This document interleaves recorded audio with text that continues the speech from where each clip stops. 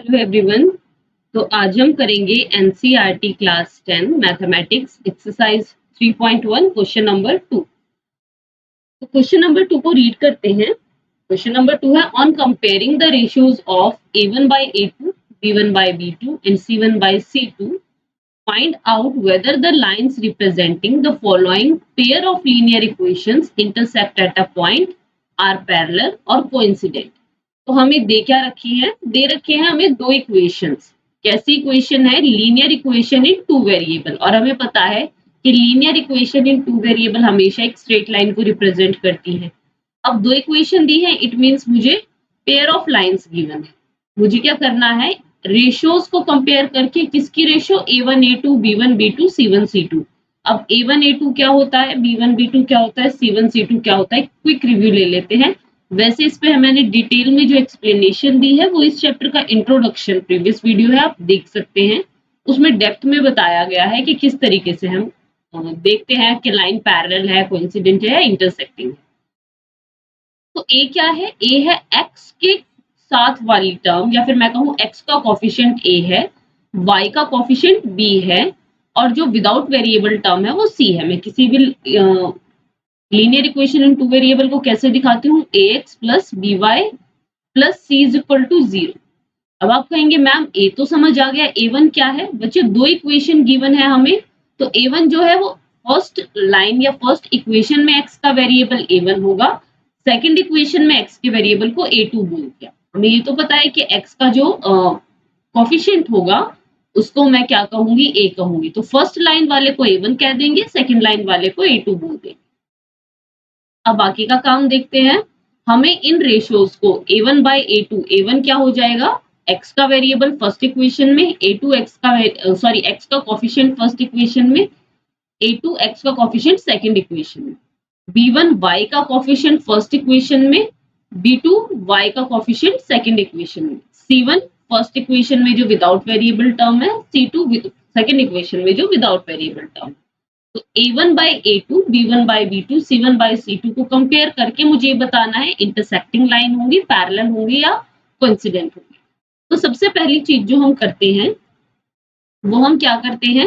a1 a2 b1 b2 c1 c2 को लिख लेते हैं एक बार, ताकि बार बार कंफ्यूज ना होना पड़े। तो सॉल्यूशन पार्ट में मैं फर्स्ट इक्वेशन ले रही हूँ, 5x minus 4y plus 8 is equal to 0। Second equation है 7x plus 6y minus 9 is equal to 0। अब a1 क्या होगा? x का कोफिशिएंट, अब x तो 2 है, तो फर्स्ट इक्वेशन में x का कोफिशिएंट है वो a1 है, सेकंड में जो x का कोफिशिएंट है वो a2 है। b1 हो जाएगा y का कोफिशिएंट, वो है -4। सेकंड इक्वेशन है तो b2 जो है प्लस का 6। c1 विदाउट वेरिएबल वाली टर्म या फिर नंबर वो है 8, और सेकंड इक्वेशन में c2 है -9। साइन का अच्छे से ध्यान रखिएगा। अब क्या क्या चेक करना है? इंटरसेक्टिंग है, पैरेलल है या कोइंसिडेंट। सबसे पहले a1 by a2 is equal to b1 by b2 रखो। अगर दोनों इक्वल आ गए तो c1 by c2 पे चलते हो, और अगर यहीं पे a1 by a2 b1 by b2 के इक्वल आया ही नहीं तो हम बोल देंगे लाइन क्या है? इंटरसेक्टिंग है।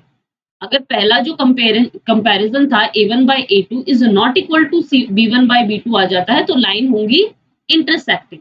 अगर इक्वल आता है तो c1 by c2 को भी कंपेयर करो।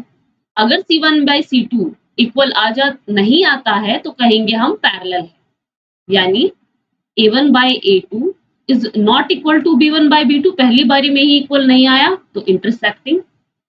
अगर ये इक्वल आ गया तो आगे का काम करो, c1 by c2 को कंपेयर करो। अगर इक्वल नहीं आया तो पैरेलल, और अगर तीनों इक्वल आ गए हैं तो हम बोलेंगे कोइंसिडेंट। ठीक है, तो चलो इस क्वेश्चन में स्टार्ट करते हैं। सबसे पहली चीज a1 by a2 को b1 by b2 के इक्वल रख के देखते हैं, या फिर कंपेयर करके देखते हैं इक्वल है भी या नहीं। तो a1 क्या है? 5 और a2 क्या है? 7। 5 by 7 b1 by b2 जो है -4 by 6 क्या इक्वल है? 5 by 7। किसी से कट भी नहीं रहा, 4 by 6 कट हो रहा है, चलो कट कर देते हैं। 2 के टेबल से 2 2 जा 4, 2 3 जा 6, तो क्या 5/7 -2/3 की इक्वल है? बिल्कुल भी नहीं। पहली चीज तो साइन ही इक्वल नहीं है, ठीक है, और साइन को हम छोड़ भी दे तो 2/3 इक्वल नहीं है, यानी A1/A2 is not equal to B1/B2 आया, पहले ही स्टेप में नॉट इक्वल आ गया। तो हम बोलेंगे ये कैसे पेयर फॉर्म करते हैं लाइन के? इंटरसेक्टिंग। आप लिखेंगे इंटरसेक्टिंग लाइंस। ये दोनों इक्वेशन थी, इन्होंने इंटरसेक्टिंग लाइन को फॉर्म किया, ठीक है। यानी फर्स्ट में ही नहीं आया तो आगे C1/C2 पे जाने की जरूरत ही नहीं है, आगे तो तब बढ़ते हैं जब इक्वल आ जाए। तो फर्स्ट हो गया, सिंपल काम है, बस रखते जाना है और सॉल्व करते जाना है। अब सेकंड इक्वेशन को मैं सॉल्व कर लेती हूँ। 9x + 3y + 12 यहीं पे कर लेते हैं। Second 9x + 3y + 12 = 0। Second equation है 18x + 6y + 24 = 0। A1 हो गया 9, B1 3 and C1 12। Simply x के साथ वाला A1, y के साथ वाला B1 and without variable C1। Second equation में A2 है 18, B2 है 6 और C2 है 24। अब इक्वल रखते हैं A1/A2, यानी 9/18 इज इक्वल टू B1/B2 3/6। क्या इक्वल आ रहे हैं? कट करके देखते हैं। 9 1 जा 9, 9 2 जा 18, 1/2। 3 और 6 जो है ये 3 के टेबल पे जाते हैं। 3 1 जा 3, 3 2 जा 6, तो 1/2 is equal to 1/2। A1/A2 is equal to B1/B2 आ गया। अगर ये इक्वल आते हैं तो आगे का काम करेंगे, C1 और C2 को भी कंपेयर करो। तो C1 है 12 एंड C2 है 24। ये भी कट हो रहा है, 12 1 जा 12, 12 2 जा 24। तो यहाँ से A1/A2 आया 1/2 इज इक्वल टू B1/B2 भी 1/2 इज इक्वल टू C1/C2 भी 1/2। तीनों इक्वल आ गए। A1/A2 is equal to B1/B2 is equal to C1/C2। तो ये होंगी कोइंसिडेंट लाइंस। जब सब इक्वल आ जाता है तो इट मींस लाइंस बिल्कुल एक दूसरे के ऊपर ऊपर चल रही है, ओवरलैप कर रही है, ठीक है। Simply A1 A2 B1 B2 C1 C2 निकालो और उनकी रेशियो निकालो, इक्वल आ रहे हैं नहीं आ रहे हैं, उनके केसेस याद होने चाहिए, हम इजीली कर लेंगे। चलिए नाउ थर्ड वन, मैं थोड़ा साइड में ले लेती हूँ ताकि फ्रेम में रहे चीजें, आप नोटबुक में अच्छे से कीजिएगा। तो थर्ड पार्ट जो है इसका इधर ही कर लेती हूँ मैं, ताकि बार बार ऊपर नीचे बार बार ना जाना पड़े। थर्ड जो है वो है 6x - 3y + 10 = 0। सेकेंड इक्वेशन है 2x - y + 9 = 0।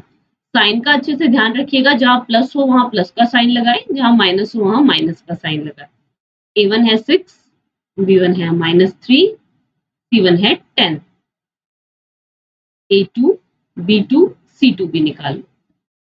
A2 है 2, B2 y के साथ कोई नंबर नहीं है, सिर्फ माइनस का साइन है। जब कोई नंबर ना हो तो हम 1 ले सकते हैं, -1 एंड C2 है 9। अब A1/A2 यानी 6/2 इज इक्वल टू B1/B2 यानी -3/-1 is equal to C1/C2 is equal to 10/9। तो 2 और 6 को मैं कट करती हूँ, 2 1 जा 2, 2 3 जा 6।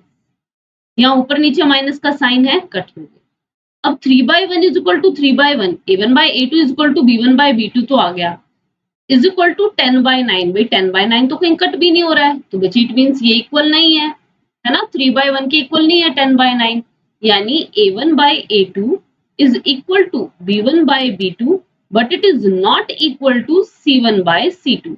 तो ऐसे केस में जब A1/A2 is equal to B1/B2 तो होता है, लेकिन आगे की चीज इक्वल नहीं होती, तो इसको हम बोलते हैं पैरेलल लाइन वाला केस था ये।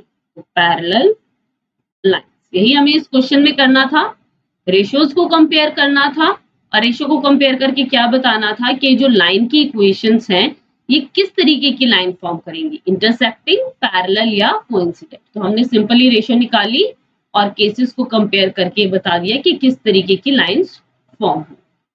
तो आज के लिए इतना ही, बाकी के जो क्वेश्चंस हैं वो हम नेक्स्ट वीडियो में डिस्कस करेंगे।